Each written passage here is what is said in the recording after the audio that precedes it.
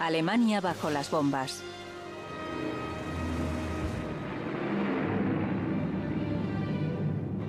En mayo de 1943, el Liberty Lily había realizado 2 misiones de bombardeo en Francia. Misiones supuestamente fáciles, que permitieran al cámara trabajar sin problemas y conseguir buenas imágenes de la tripulación.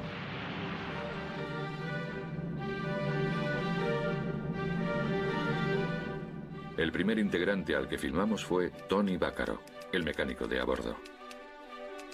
Perteneciente a una familia de origen siciliano, vivía en Nueva York, estaba soltero y era experto en mecánica. En el reparto de la película representaba el perfecto italoamericano.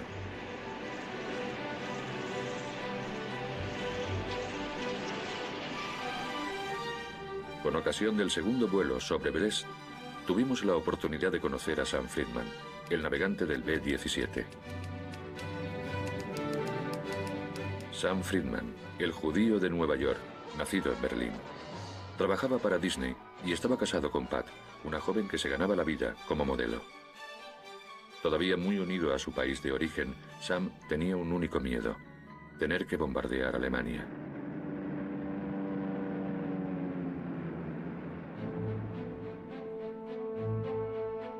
Estábamos ya en diciembre de 1943 y la ofensiva aérea sobre Europa alcanzaba su punto álgido. El mando sacrificaba a las tripulaciones como si tirara un vaso de agua para aplacar el incendio de un bosque. En 3 semanas, el escuadrón al que pertenecía mi avión había perdido a 17 de sus tripulantes. Nos habíamos fundido como la cera al sol y sabíamos que lo único que podíamos hacer era lanzarnos a la hoguera. Los insistentes rumores me incitaban a pensar que nuestro avión iba a sobrevolar Alemania. ¿Cómo evitar los riesgos cuando la victoria se hacía tan acuciante?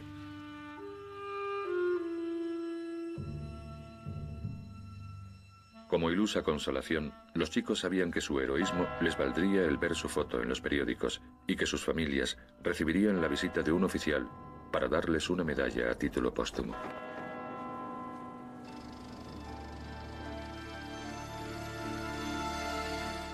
Cada mañana en que salían de misión, se repetían las mismas imágenes. Eran grabadas por William, el cámara, y yo las veía cada mañana en la mesa de montaje del estudio. Los pilotos son supersticiosos, y el ritual era siempre el mismo. Todos los días de misión se levantaban con el mismo pie, tomaban lo mismo para desayunar y se ponían del mismo modo las ropas de vuelo para subir al avión, ya que aquella combinación de prendas los había traído de vuelta sanos y salvos. Debía traerles suerte. Los chicos querían borrar de su recuerdo la imagen del bulto conteniendo el cadáver de un camarada muerto en combate, listo para ser enviado a su familia. Las condiciones meteorológicas adversas obligaban a la tripulación a una inactividad forzosa, algo que no era bueno para la moral de los chicos, ya que se concentraban en sus miedos. Por eso, aquella misión fue bien acogida. El cámara iba a poder grabar a Jim Doherty, el irlandés de California, y a Kowalski, el polaco de Chicago.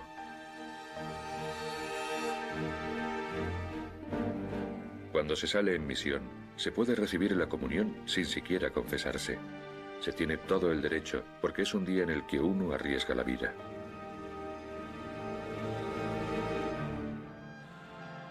Pero la señal para que el Liberty despegue la da esta empalagosa música de despedida. Los chicos sienten cómo les tiemblan las piernas.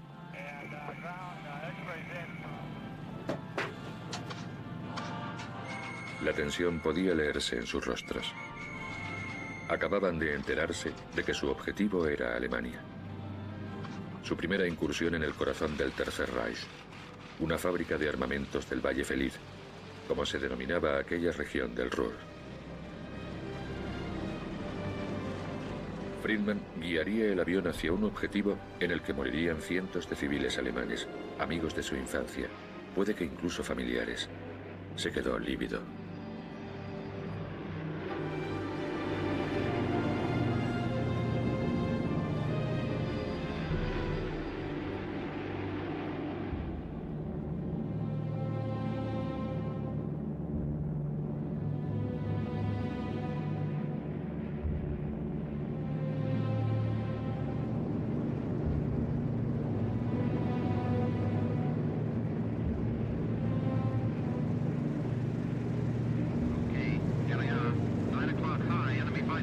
Enemigo a las 9. Al acercarse a las costas alemanas, aparecieron los cazas enemigos.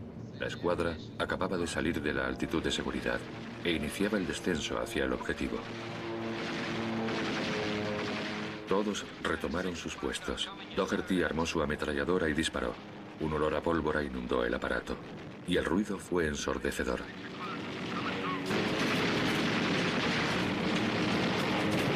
Todo el avión empezó a temblar.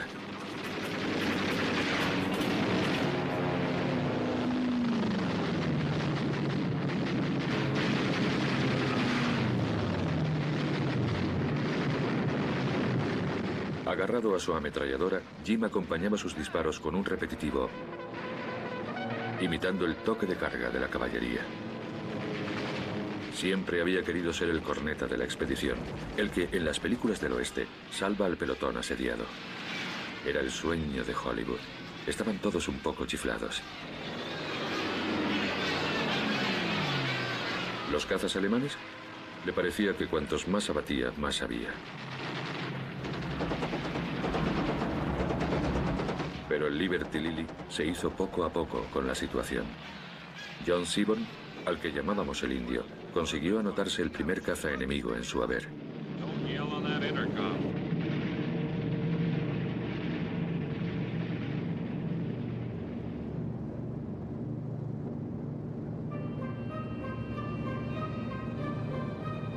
Gary ganó altitud de nuevo para eludir los disparos provenientes de tierra. Lejos del alcance de los antiaéreos, volvió la calma.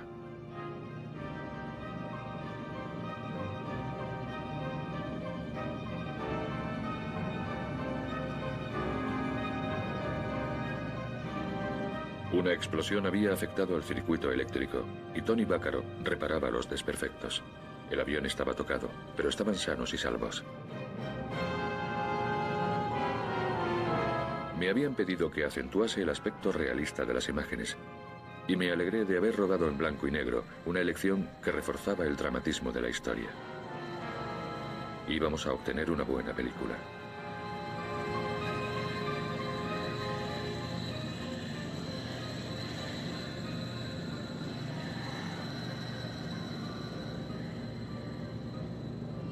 El escuadrón continuaba rumbo hacia la fábrica de Karlsruhe,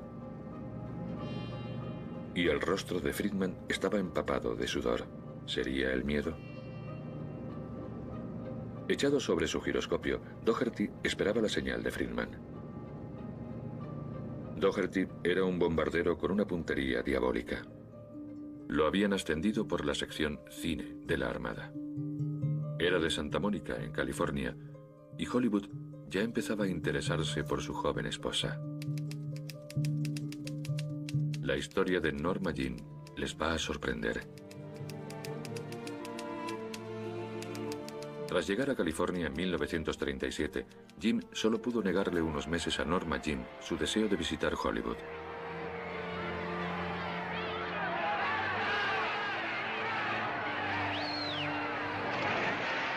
De su brazo asistió a los Oscars de 1941. Anónima en medio de la multitud, Norma Jean solo tenía ojos para Heidi Lamar, Gene Tierney y Rita Hayworth. Había ido allí convencida de que un día se convertiría en la estrella a la que iluminarían los focos. Recientemente he leído una entrevista a una Norma Jean ya convertida en Marilyn Monroe, en la que hablaba de sus inicios. En Hollywood había miles de chicas que soñaban con ser estrellas, pero yo lo soñaba con más fuerza que ellas.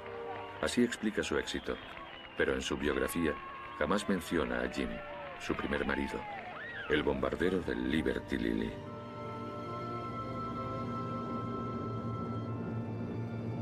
Todos observaban asombrados a Doherty, leyendo las pobres cartas infantiles que le enviaba su joven esposa y que él apretaba contra su corazón.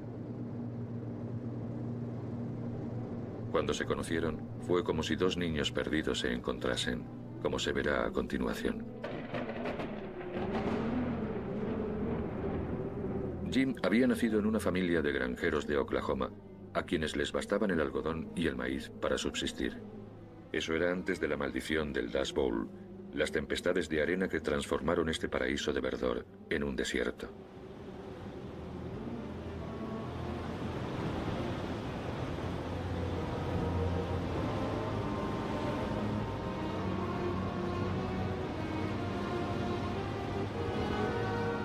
Observen esta fotografía. Resume la historia de Jim.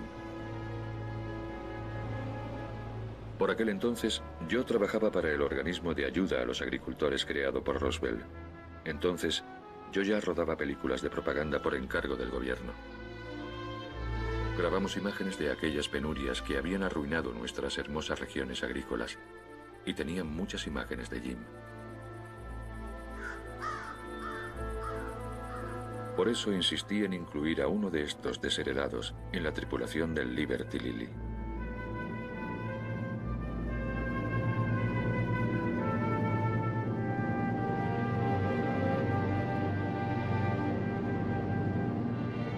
Su madre lo había abandonado cuando todavía era muy pequeño. Se había ido con un don Juan que había conocido en un concurso de baile. Era una mujer voluble, fascinada por los hombres.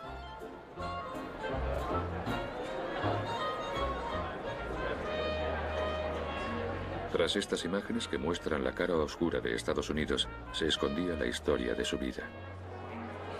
Días y días bailando hasta la extenuación, con un compañero al azar, por un plato de comida y varios dólares que llevar a casa. Pero aquello era tan duro que un día se negó a regresar a su miseria y decidió creer en una nueva vida.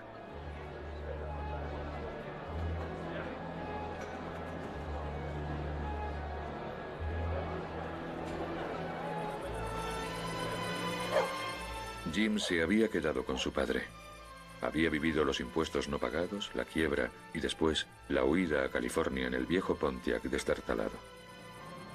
Con las manos vacías, aunque llenas de esperanza. Allí comprobaron que por fin habían encontrado su lugar. La miseria quedó en un vago recuerdo. Su padre compró un Pontiac nuevo, como el que aparecía en las revistas. Y en el cine al aire libre del pueblo, Jim levantó cabeza por fin.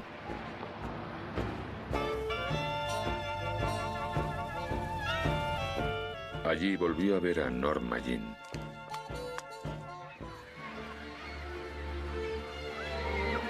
Era una chica algo chalada que pretendía ser novia de Clark Gable y no entendía por qué la consideraban una mujer fatal. Tenía 15 años y lucía unos ojos y labios pintados, así como un busto prominente. Un fotógrafo la localizó en la fábrica de Boeing, donde limpiaba motores de avión vestida con un mono de trabajo. Ella misma decía que poner a una chica joven con un mono era tan sexy como vestirla con un precioso traje ajustado.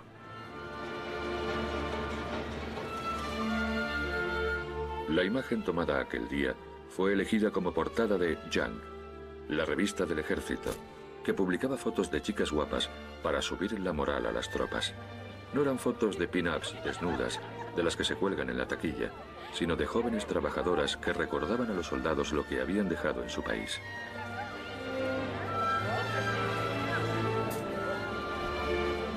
Era un modo de darles ganas de vivir y animarles a lograr la ansiada paz. Aquello fue lo que le pasó a Jim, pues tras el ataque sobre Pearl Harbor, se había enrolado en el Ejército del Aire de Estados Unidos y se había casado con Norma. Su historia de amor fue lo que nos había impulsado a elegirle para la misión.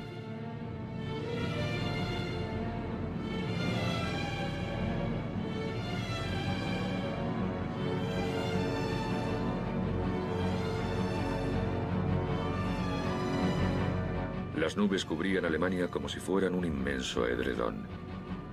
Estaríamos a unos 9.000 metros. Friedman anunció la posición, pero Doherty no veía el objetivo. El corazón le latía cada vez más fuerte. Cuando, entre dos nubes, vislumbró un hueco, Jim dejó caer las bombas.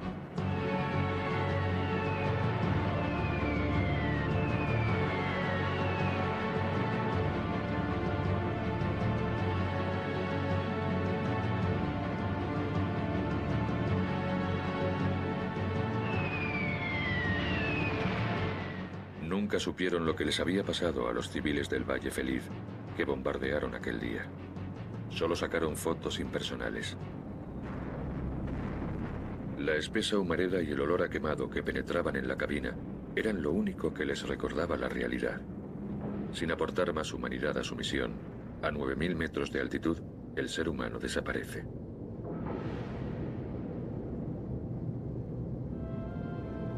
Pero Friedman se había equivocado en sus cálculos de navegación y Doherty no había acertado con el objetivo. Nunca he sabido si Friedman se equivocó a posta. Pero más tarde me dijo: me he equivocado de objetivo, pero puede que haya salvado un poema, una canción, una carta de amor.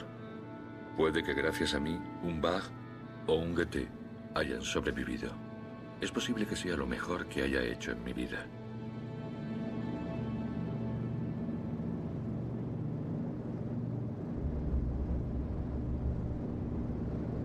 Durante el bombardeo, el aparato había resultado tocado.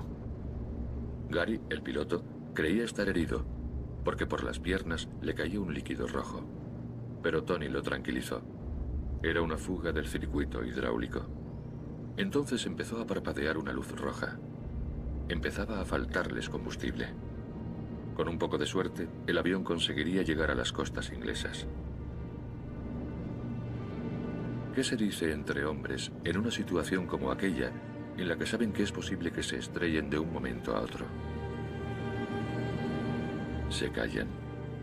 La angustia era palpable en el avión. Todos rezaban, evitando mirarse. Católicos, protestantes o judíos, en aquel momento todos creían en algo. El avión volaba alto para evitar cualquier ataque sorpresa. El frío se hizo más denso. El vaho, los dedos entumecidos y congelados. Kowalski se había adormecido.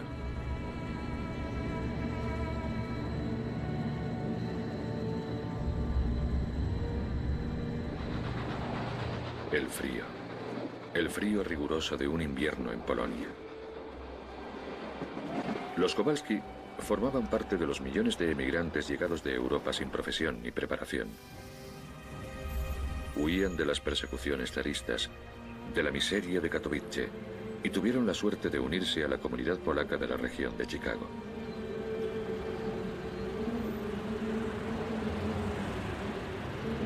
Se presentaban a los trabajos duros, y las acerías de la región necesitaban mano de obra. Los Kowalski querían salir de allí y trabajar al máximo. Sus hijos llegaron al mundo en aquel ambiente de trabajo.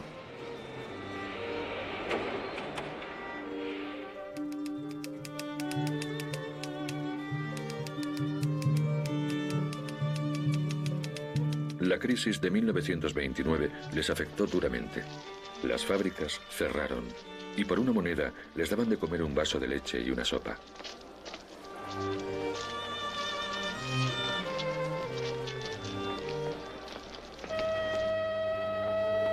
Poco a poco volvió a renacer la esperanza, gracias al esfuerzo de todos.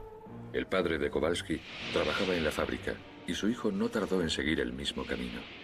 Hacían el trabajo que los estadounidenses no querían.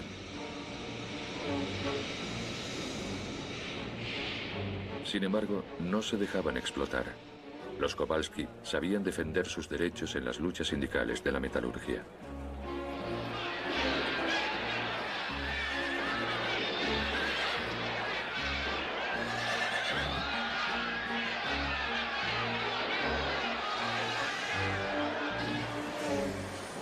Con el transcurso del tiempo, Jan buscó su camino. Había sido despedazador en un barco fábrica, matarife en los mataderos de Chicago y más adelante minero a 60 metros de profundidad. Un chaval recio.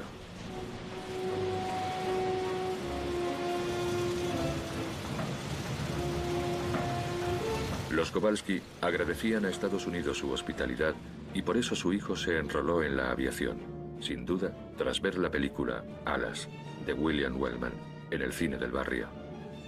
De manejar un martillo neumático a enfilar una metralleta, Jan no se sentía desorientado. Yo necesitaba un hombre de hierro, católico y polaco.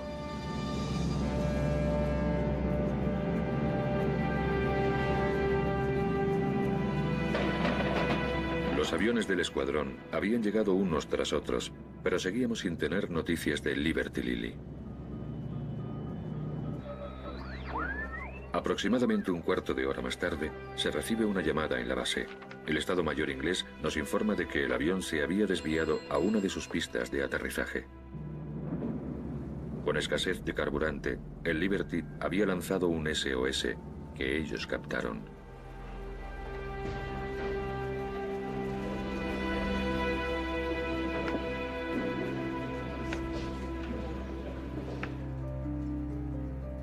Imaginé la conversación de mis chicos. Un piloto no piensa en la gente a la que acaba de bombardear. Se obsesiona con la mirada perdida de su compañero de vuelo, que ha comprendido que va a morir. El suelo les empezó a resultar visible gracias a las luces de la pista de emergencia, como si fueran faros en la noche. Habían llegado.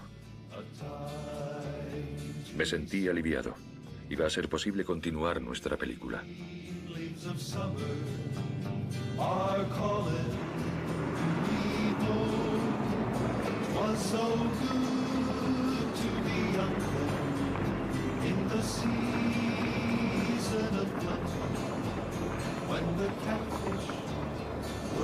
Los ingleses les dieron uniformes limpios y la tripulación tuvo una sonada entrada en la cantina. Sin embargo, Tony y Gary tenían aquella misma noche una cita con unas chicas de la base y se enfadaron porque les retuvieran en un aeródromo desconocido. Después de repostar carburante, el avión volvió a partir. Las chicas les vieron llegar, venían extenuados, pero felices. Una vez más tuve que cubrirles ante el mando, porque estaba prohibido salir de la base.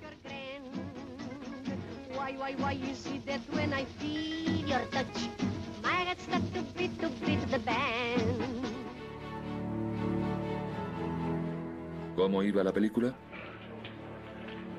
Ahora teníamos a 4 personajes bien definidos.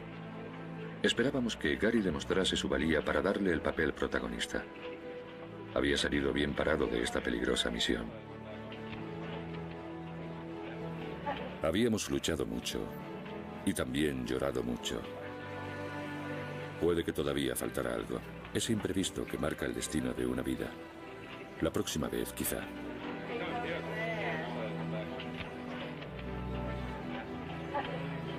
El Liberty Lily iba a vivir nuevas aventuras. El Pentágono seguía pidiendo más imágenes.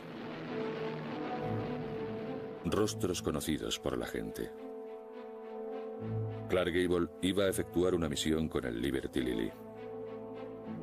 Con él, mi película se acercaría al público popular, al que iba destinada. Agarrado a su ametralladora, Jim acompañaba sus disparos con un repetitivo, imitando el toque de carga de la caballería. Siempre había querido ser el corneta de la expedición, el que, en las películas del oeste, salva al pelotón asediado. Era el sueño de Hollywood. Estaban todos un poco chiflados. ¿Los cazas alemanes? Le parecía que cuantos más abatía, más había.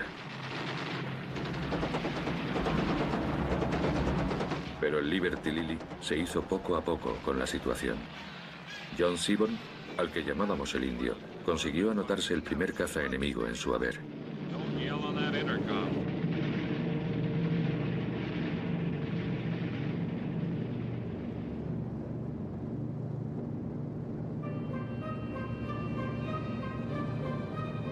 Gary ganó altitud de nuevo para eludir los disparos provenientes de tierra. Lejos del alcance de los antiaéreos, volvió la calma.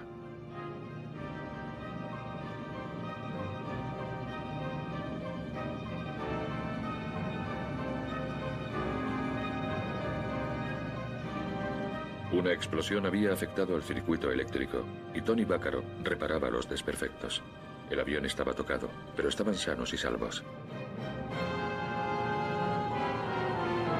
Me habían pedido que acentuase el aspecto realista de las imágenes y me alegré de haber rodado en blanco y negro, una elección que reforzaba el dramatismo de la historia. Íbamos a obtener una buena película.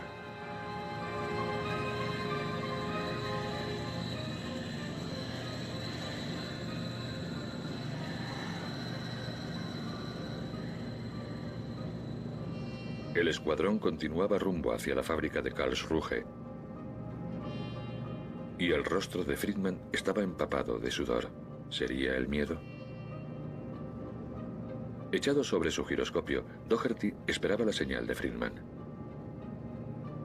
Doherty era un bombardero con una puntería diabólica. Lo habían ascendido por la sección cine de la Armada. Era de Santa Mónica, en California, y Hollywood ya empezaba a interesarse por su joven esposa. La historia de Norma Jean les va a sorprender. Tras llegar a California en 1937, Jim solo pudo negarle unos meses a Norma Jean su deseo de visitar Hollywood.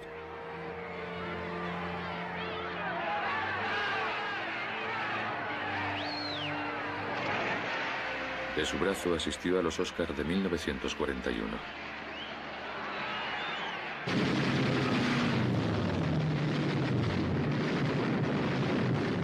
Agarrado a su ametralladora, Jim acompañaba sus disparos con un repetitivo, imitando el toque de carga de la caballería. Siempre había querido ser el corneta de la expedición, el que en las películas del oeste salva al pelotón asediado. Era el sueño de Hollywood. Estaban todos un poco chiflados. Los cazas alemanes, le parecía que cuantos más abatía, más había. Pero el Liberty Lily se hizo poco a poco con la situación. John Seaborn, al que llamábamos el indio, consiguió anotarse el primer caza enemigo en su haber.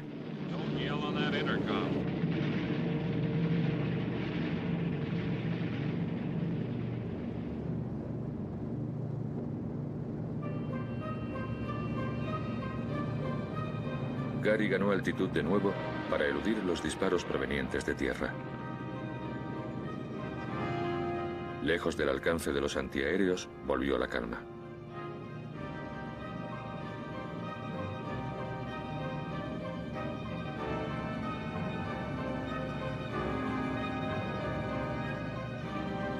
Una explosión había afectado el circuito eléctrico y Tony Vaccaro reparaba los desperfectos.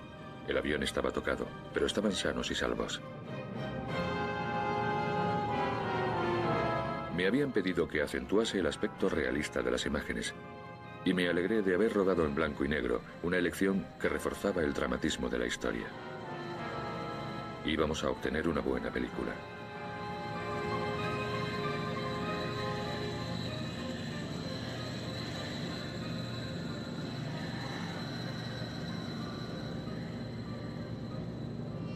El escuadrón continuaba rumbo hacia la fábrica de Karlsruhe y el rostro de Friedman estaba empapado de sudor. ¿Sería el miedo? Echado sobre su giroscopio, Doherty esperaba la señal de Friedman. Doherty era un bombardero con una puntería diabólica. Lo habían ascendido por la sección cine de la Armada. Era de Santa Mónica, en California, y Hollywood ya empezaba a interesarse por su joven esposa. La historia de Norma Jean les va a sorprender. Tras llegar a California en 1937, Jim solo pudo negarle unos meses a Norma Jean su deseo de visitar Hollywood.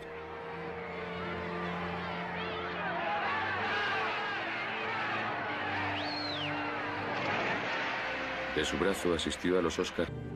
La angustia era palpable en el avión. Todos rezaban, evitando mirarse. Católicos, protestantes o judíos. En aquel momento todos creían en algo. El avión volaba alto para evitar cualquier ataque sorpresa. El frío se hizo más denso. El vaho, los dedos entumecidos y congelados. Kowalski se había adormecido.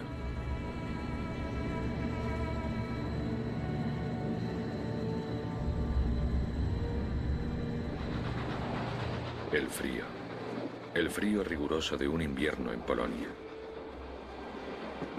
Los Kowalski formaban parte de los millones de emigrantes llegados de Europa sin profesión ni preparación.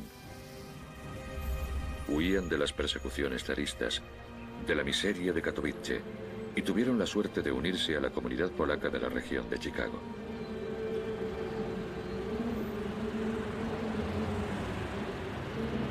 se presentaban a los trabajos duros y las acerías de la región necesitaban mano de obra. Los Kowalski querían salir de allí y trabajar al máximo. Sus hijos llegaron al mundo en aquel ambiente de trabajo.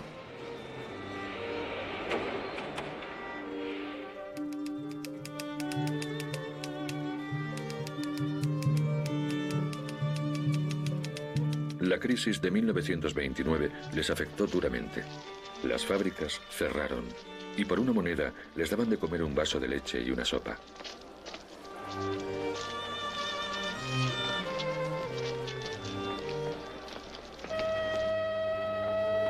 Poco a poco volvió a renacer la esperanza, gracias al esfuerzo de todos.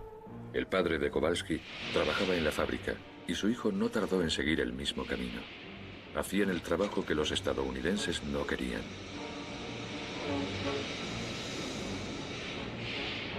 Sin embargo, no se dejaban explotar.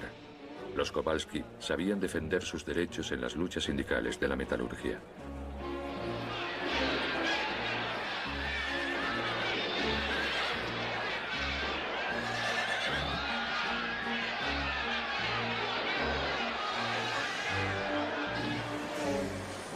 Con el transcurso del tiempo, Jan buscó su camino.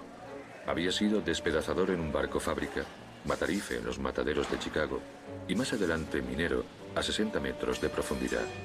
Un chaval recio.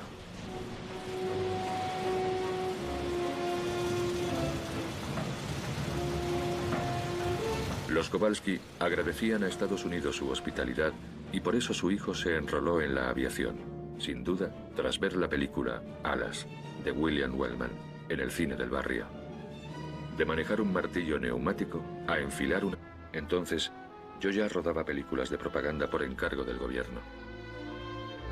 Grabamos imágenes de aquellas penurias que habían arruinado nuestras hermosas regiones agrícolas y tenían muchas imágenes de Jim. Por eso insistí en incluir a uno de estos desheredados en la tripulación del Liberty Lily.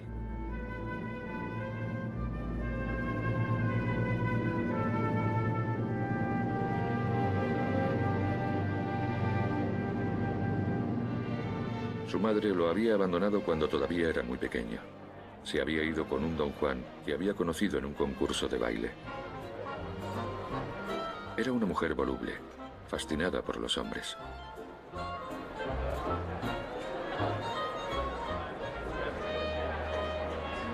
Tras estas imágenes que muestran la cara oscura de Estados Unidos, se escondía la historia de su vida.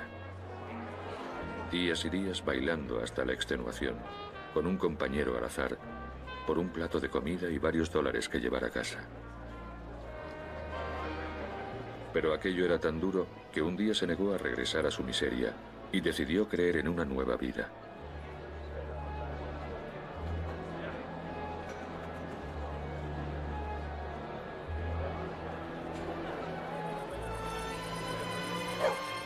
Jim se había quedado con su padre. Había vivido los impuestos no pagados, la quiebra y después la huida a California en el viejo Pontiac destartalado. Con las manos vacías, aunque llenas de esperanza. Allí comprobaron que por fin habían encontrado su lugar. La miseria quedó en un vago recuerdo. Su padre compró un Pontiac nuevo, como el que aparecía en las revistas. Y en el cine al aire libre del pueblo, Jim levantó cabeza por fin.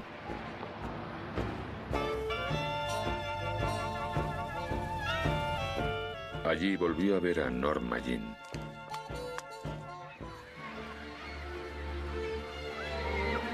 Era una chica algo chalada que pretendía ser novia de Clark Gable y no entendía por qué la consideraban una mujer fatal. Tenía 15 años y lucía unos ojos y labios pintados, así como un busto prominente. Un fotógrafo la localizó en la fábrica de Boeing, donde limpiaba motores de avión vestida con un mono de trabajo. Ella misma decía que poner a una chica joven con un mono era tan sexy como vestirla con un precioso traje ajustado.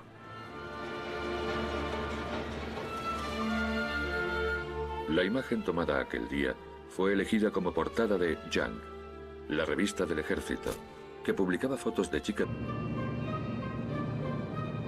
Gary ganó altitud de nuevo para eludir los disparos provenientes de tierra.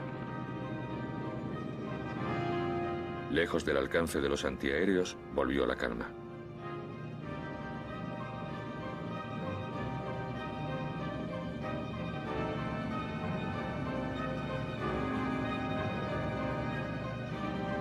Una explosión había afectado al circuito eléctrico y Tony Vaccaro reparaba los desperfectos. El avión estaba tocado, pero estaban sanos y salvos. Me habían pedido que acentuase el aspecto realista de las imágenes, y me alegré de haber rodado en blanco y negro, una elección que reforzaba el dramatismo de la historia. Íbamos a obtener una buena película.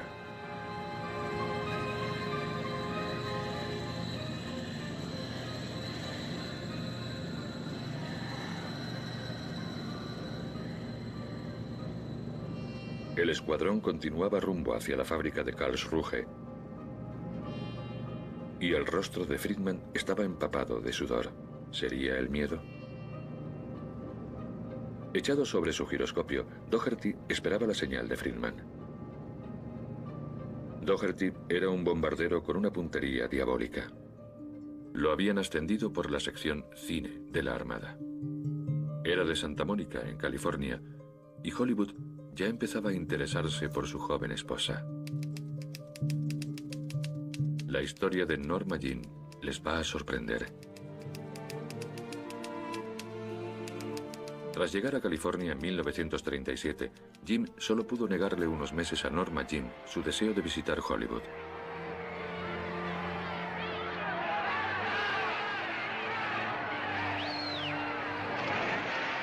De su brazo asistió a los Oscars de 1941. Anónima en medio de la multitud, Norma Jean solo tenía ojos para Hedy Lamarr, Gene Tierney y Rita Hayworth. Había ido allí convencida de que un día se convertiría en la estrella a la que iluminarían los focos. Recientemente he leído una entrevista a una Norma Jean ya convertida en Marilyn Monroe, en la que hablaba de sus inicios. En Hollywood había miles de chicas que soñaban con ser estrellas, pero yo lo soñaba con más fuerza que ellas. Así explica su éxito, pero en su biografía jamás menciona a Jim, su primer marido, el bombardero del Liberty Lily.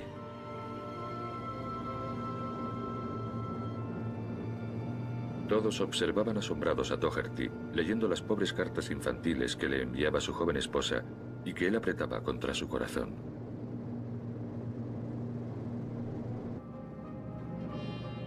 Y el rostro de Friedman estaba empapado de sudor. ¿Sería el miedo? Echado sobre su giroscopio, Doherty esperaba la señal de Friedman. Doherty era un bombardero con una puntería diabólica. Lo habían ascendido por la sección cine de la Armada. Era de Santa Mónica, en California, y Hollywood ya empezaba a interesarse por su joven esposa.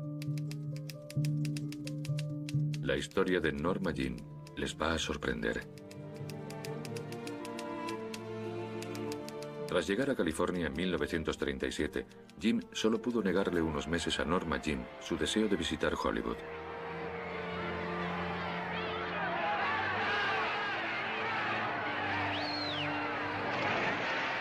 De su brazo asistió a los Oscars de 1941.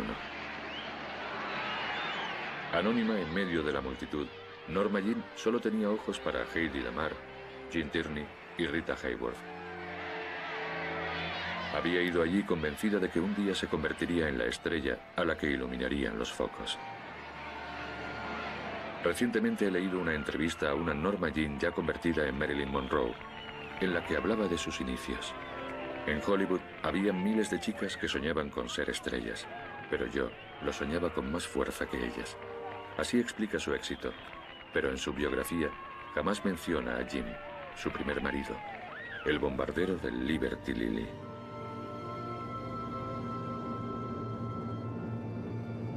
Todos observaban asombrados a Doherty, leyendo las pobres cartas infantiles que le enviaba su joven esposa y que él apretaba contra su corazón. Cuando se conocieron, fue como si dos niños perdidos se encontrasen, como se verá a continuación. Jim había nacido en una familia de granjeros de Oklahoma, a quienes les bastaban el algodón y el maíz para subsistir. Eso era antes de la maldición del Dust Bowl, las tempestades de arena que transformaron este paraíso de verdor en un desierto.